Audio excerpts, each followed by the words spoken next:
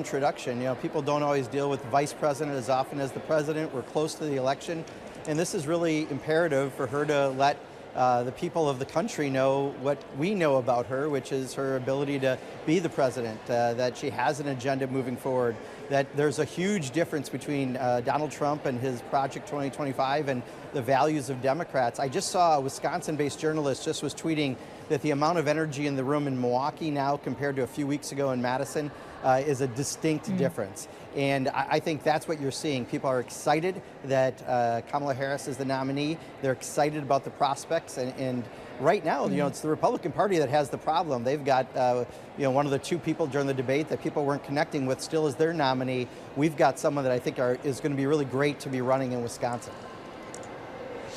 Well, of course, sir, you are not just a sitting congressman from the state of Wisconsin. You are also the co-chair and the co-founder of the Labor Caucus. So keeping in mind the act that Harris has to follow here, President Biden, who has called himself the most pro-labor president in history, and thinking about the labor votes that need to be secured, not just in Wisconsin, but the rest of the blue wall, Michigan, Pennsylvania.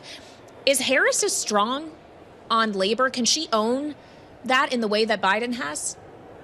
Well, I think, she's been part of what Joe Biden has done for working people across the country. So she certainly has those cred points. But more importantly, when you look at Donald Trump's Project 2025, it wants to get rid of overtime in this country. I mean, it has extreme measures that would hurt working families in a place like Wisconsin, especially. And I think that contrast behind, the pro-worker initiatives that Joe Biden and Kamala Harris did versus the extremity of this extreme agenda from Trump's Project 2025. I mean, taking away overtime, your employer could make you work forever and never get paid extra. I mean, that's insane, and yet that's exactly what's in their agenda.